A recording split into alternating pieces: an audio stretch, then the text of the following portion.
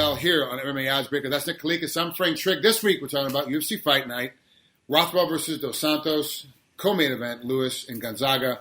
This one's kind of flying at the radar, Nick. Like these Sunday night or Sunday afternoon, 2 p.m. is the start time in New York and the East Coast. These 2 p.m. Sundays kind of flying at the radar. Like people don't get much press, don't get much pull on them. Is there a reason why this is kind of falling through? Because I think this card's really good. It's just all the recent fight announcements that the UFC's made. I think a lot of people are focused on those because there's so many great fights ahead with the UFC 197. I know the 197's obviously had some changes recently with Jones, obviously not fighting Cormier anymore, but still 197, 198, 199, of course, the big UFC 200 card. So people are really more focused on that than this card. So this card has been flying under the radar. And if you look at it from top to bottom, there's not a lot of huge star power on this card, right? Obviously, the main event has some star power, but even the co-main event is kind of, I would say, in a medium tier of like how big of a fight it is. And then the rest of the card, there's a whole bunch of guys making their debuts. But one thing I got to say is I'm expecting this card, honestly, from top to bottom to be awesome as far as finishing ability goes. It's a well-matched card. So it's going to be one of those cases, I think, that even though nobody's talking about it, it's going to be an exciting card. I mean, if you look at it from a betting perspective, there's, I believe, 11 fights out of 13 that have odds that are under 200, 2-1, basically, and under. So 11 out of 13 fights. That's a pretty competitive card, and usually that makes for a great card. Honestly speaking, I think sometimes these fight night cards are actually better than the pay-per-views that they either come right before or go right after. A lot of times, the matchmaking on these cards make it much more competitive, but like you said, there's not the star power. You're not getting the big name guys, the Diaz's, the Lawlers. You're not getting those big names on these fights, the McGregors, because the fight night kind of slides into the radar, but it's better matched a lot of times. It's from top to bottom, you actually have a more entertaining card. I think this is just one of those. You just said that most of the fights are 2-1 or less. Is Derrick Lewis and Gabriel Gonzaga, the co-main event, are they under 2-1? Yes, right now Derrick Lewis is actually the betting favorite. He's at minus 140. The comeback on Gonzaga is at plus 120. So he is a very slight favorite. And again, it falls under that 2-1 category for sure too. And it should be an intriguing fight. There's no doubt about it because you have Derrick Lewis, which is kind of I want to say, I mean, he's been around for a while, but in the UFC, he's kind of the newer tier heavyweight that's trying to make some noise and trying to move up the ladder. And of course, we all know Gonzaga's been around for a long time. He actually made that climb to the top. And then unfortunately for him, he's had some letdowns along the way, but he's still an ultra dangerous fighter and a well-skilled fighter as well. So this is a good matchup. Well, look, I'm at UFC.com, and like I talked about before, I love UFC.com on these fights because they actually break down the fighters for you. You're looking at Lewis with a 93% knockout rate versus Gonzaga's 53%. He's also got a 3-inch reach advantage with his arm, but he also has an inch reach advantage with his leg. So he's the taller, bigger, and he's also 260 usually comes in about versus Gonzaga's very well, great shape, around 240. So he's a bigger guy all the way around, but is, really, how do you see this fight breaking down? Yeah, Derrick's the bigger guy. He's the new tier guy. Gonzaga was the guy who was supposed to be the guy at the top, and he kind of fell off for a little while. But really, how do you break this fight down? Because it seems like, on paper, Lewis should win this fight relatively easy. Bigger, faster, stronger, better knockout ratio. I agree with you somewhat with what you said there, especially how the matchup's supposed to be, because Gonzaga at this point, let's face it, he's more of a gatekeeper, right? So they're bringing Lewis up. It's a quality win for Lewis if he gets the job done. And again, he's more relevant in the heavyweight division. But honestly, if you look at a skill set for skill set, Gonzaga is a much better fighter. I mean, technically speaking, he's a better striker. There's no doubt about that. He's a better grappler, obviously. His BJJ skill is off the charts compared to Lewis, even though Lewis is a hard guy to sub and is actually a hard guy to keep down as well. So he does definitely present some problems for anybody he fights. But even on the feet, it's not like Lewis is an ultra dangerous striker. I mean, he does have some knockout power, right? But most of the time, his most effective spot is actually being on top, on the ground and just landing some nasty ground and pound. That's how he gets the majority of his stoppage finishes, right? He does have enough knockout power on the feet, especially with Gonzaga's chin. If he tags Gonzaga, he can definitely put him out. But still, you got to give all the signs, honestly, point to Gonzaga being the better fighter. So we can't exactly count him out in this spot. But honestly, it's one of those cases for me where I do trust Derrick Lewis's chin just a little bit better than I do Gonzaga's at this point. So it's tricky because you have the better fighter. I think he's going to probably lose this fight. I think Lewis right now, like you said, the signs are kind of pointing for him in this fight. The UFC obviously matched it. I'm expecting them. I don't think that they want Gonzaga to pull away with the win here. They might not care too much, but I think it's a better spot for them if obviously Lewis gets a W. And again, they can move him up the ladder a little bit. So on the feet, Lewis has got to be careful because Gonzaga has a tremendous amount of knockout power as well. And obviously we've seen Mitrione, what he was able to do to Lewis. So that worries me a little bit as well. But overall, I think if Lewis gets top position, even though Gonzaga has great BJJ, Lewis will drop some bombs and probably put him out. And correct me if I'm wrong, the odds you just gave almost makes this a pick'em fight in reality anyway.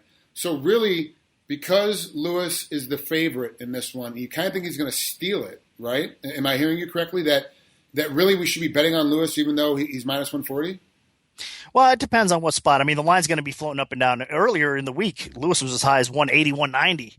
So there's been some heavy action coming in on Gonzaga as well. So respect back to Gonzaga. But initially, there was some action on Gonzaga as well. So then it went from Gonzaga, basically the betting came in early on Gonzaga. It shifted to Lewis. Now we're seeing action shift back towards Gonzaga. So there is a lot of split opinions on this fight, and I think the line will continue to move. If you're getting, Lewis, I think just under this spot where he is now at about $140 or something, if it's a little bit closer to a pure pick'em, maybe 120, 115-ish, there probably is a little bit more value on Lewis at that spot. But it's all about the line for this. You don't want to lay a lot of juice in this spot because honestly, it's really, you can't trust either guy too much. Lewis, like I said, he's been finished before. Gonzaga is the better technical fighter. And then you can't trust Gonzaga either because that chin just lets you down time and time again. And Lewis is definitely a beast. On the ground when he gets on top and pounds you. So it's a tricky fight. Yeah, it really is difficult to put together, really difficult to look at, and tough for me to put any money on it. I'm definitely going to be entertained when I'm watching it, but this one, from a personal betting standpoint, I'm leaving it alone. I'm not going to touch it just because I don't trust either guy to pull off the victory, and I don't trust either guy to lose. So this is a very difficult fight to put together. So I'm leaving this one alone. What are you going to do with your money?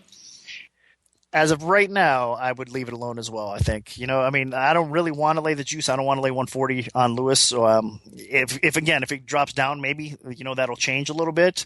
But at the same time, I don't know if I want to take that stab at the dog. I know a lot of people, like I said, recently have been coming in on Gonzaga and taking a shot at him, but I'm not sure. I think, again, at this spot, it's kind of meant for Lewis to get the W here. So I think that's the way it's going to go. So probably stay away unless the line changes significantly. Okay, moving on to Rothwell and Santos. This is a big fight. Really, what are the implications for this heavyweight matchup for the future of the heavyweight division in the UFC? A lot. JDS definitely needs to rebound and get a W here. This guy was number 2 in the heavyweight division for a long time. We had Cain Velasquez, the heavyweight champion. At one point, we thought, who's going to beat this guy? Cain is basically invincible. And then right underneath him, it was like basically number 1 and 1A, right? With JDS being the 1A because he was just far superior than everybody else. But now, in 2016, you're not seeing that JDS. You're seeing him, all the wars that he had with Cain, honestly have impacted him somewhat. He had that amazing war with Stipe Miocic as well. That was a heck of a fight. And then we can't forget the Mark Hunt fight. So along the way, man, he's had so many great battles that it's definitely affected his chin. Now, of course, we've seen Overeem recently get rid of him as well. So it's hard to trust JDS. If this fight were to take place a couple years ago, JDS would be a huge favorite. And right now he's only minus 130. So the comeback definitely is plus 110 right now on Rothwell, and he deserves to kind of get that much respect at this moment because Rothwell, on the opposite end of things, he's been really cleaning house, and he has a lot of momentum on his side right now. And for me, Junior Santos, JDS is the brand new Big Nog, where he's in these tough battles. He always hangs in there. He's always around, but he has been taking a beating his last few fights, and that really makes it nervous for me, especially at heavyweight. It'd be a little bit different if they're flyweights. It's a little bit different if they're welterweights. You can kind of recover because you're not getting hit as hard. Well, unless you're getting hit by Robbie Lawler, that's a different ballgame. But most guys don't really hit you that hard, that low weight. These heavyweight guys with the same size gloves, the same 5-ounce gloves everybody else wears, are cracking guys, and he's been in some wars. For me, it's tough to figure out which one he is. Now, if you look at the rankings, JDS is 5 versus Rothwell is 4. So really, whoever wins doesn't really move up the ranks too high up. It's not going to really shift. It's not going to change the whole dynamic of the top 5 of how the UFC has got people ranked right now. But we all know you get a significant win right now at 4 or 5, you could be next in line for the title hunt depending on what happens in front of you. Guy gets hurt. Some guys fight. They get a suspension due to a cut or somebody getting damaged even though they won during that fight. All of a sudden they're sat down for 6 or 7 months. They got to have somebody jump in there. So these guys, could be close to being in a title shot no matter which way this fight goes. But even though Ben is 4, and I'm mostly at home, I'm going to say, hey, pick Ben. I kind of think Ben is in a better position right now. I really think Rothwell hasn't had that many battles. He's on a good win streak right now. I think he kind of can get himself through this next little bit and get by JDS. But ultimately, at the end of the day, it's still JDS. He still finds a way to hang in there. And a guy like that can hang in there, he can always find a way to finish you late in the fight if he needs to. Yeah, that's the thing. This is the compelling part about this fight, man, because again, we were just talking about Gonzaga being actually the more technical, the better fighter overall than Lewis. I think that's the case here with JDS over Rothwell. I mean, Rothwell is definitely a talented fighter. I mean, as far as being a well-rounded fighter, Rothwell has shown recently his jiu-jitsu skill as well. He's able to finish the fight on the ground. Obviously, Rothwell's always had great knockout power, and that's kind of more what he's been known for throughout his career. And he's got a granite chin. But the truth is, looking at how these guys match up, I mean, JDS is the superior striker here. And JDS, honestly, I think has a wrestling advantage in this spot as well. So for Rothwell, he's probably not going to be able to get JDS down. And at the same time, he's going to get picked apart. JDS is faster on the feet. Again, he has effective knockout power as well. So JDS has the advantages in this fight. And he could win. The problem is, I don't know if I trust his chin right now either, because we've seen recently, again, him getting tagged, him getting knocked out, him getting even, I don't know how he survived as long as he did against Cain Velasquez back then. So, he's taking some punishment, like we said, and I just don't trust JDS quite enough. But at the same time, he is the better fighter. If he doesn't get knocked out, he's going to win this fight. I mean, if this fight goes to the scorecards, I have no question that I think JDS gets the decision. I don't think Rothwell can earn a decision over JDS, but I do think Rothwell can knock him out. So if JDS's chin does last, he wins a fight. So where are you going to put your money? We got to get down to the nuts and tax in the co-main event. We're both leaving that one alone. What do we do with the main event? It's tough. I mean, the main event right now, everybody seems to be backing Rothwell a little bit more. This was funny, too, because I opened JDS around 150 originally, and it was bet down. The line actually flipped, and Rothwell was a slight favorite for a long time. Now we're getting closer to fight time. JDS got some of that respect back as well, and the line flipped back to 130. So it's basically close to where it was open, especially when the line margins kind of tighten up as well. So the line's pretty much right at this moment. So it's another tough one to bet. I'm going to go kind of against the grain because I think there's still more people basically counting out JDS right now, saying to themselves, man, Rothwell's looked great. JDS has looked terrible recently. It's a no-brainer. Let's all pick Rothwell. But you know what? Those are the times that when we underestimate a fighter like JDS, that fighter ends up showing up and he ends up performing well, and then everybody's kind of scratching their head saying, where'd that come from all of a sudden, So I'm going to lean JDS's way a little bit. At the price, again, I'm a little tentative. I mean, I would probably, if I had to pick a guy to bet here, I would still take a risk a little bit and lay that juice on JDS, I think, in this spot, because I do think he is the better fighter. And if he doesn't get knocked out, he is probably going to win. An amazing spot that he's in as well. Look, he over the current champion right now for Borussia Verdum, he has a win over Verdum. So he matches up obviously pretty well with Verdum. Now, Stipe Miocic is fighting Verdum for the title. So if Stipe happens to beat Verdum, JDS already beat Stipe as well. So now that Cain Velasquez is no longer champion, I mean, that makes things a lot different for JDS again. I think it makes him capable of winning the title, but it all depends if his chin holds up or not. So I think that he is still a great heavyweight, and I think that he can outpoint and outstrike Rothwell. So I'm going to have to lean his way a little bit. On these type of fights, because they are so evenly matched, do you see a lot of action coming in after the weigh-ins happen on Saturday? Yes, we will. I mean, the limits a lot of times a lot of sports books get increased even more, and then on fight day, of course, they get bumped sometimes more so even at that point. But overall, we will see. Yeah, it depends on how they look, and I mean, heavyweights is tough sometimes, because a lot of these guys come in a little flabby in the heavyweight division. I mean, or they come in muscle bound and ripped, and that's kind of standard. So if you're one of those guys that has a great physique, you're probably still going to come in looking great in more cases than not. So for heavyweights, it doesn't matter as much, I think. As far as weigh-ins go, but yeah, I mean, it's definitely the type of situation where after the weigh-ins, if somebody looks terrible, I mean, the public's going to automatically fade them and start betting, and you'll see some shifting in lines at that time.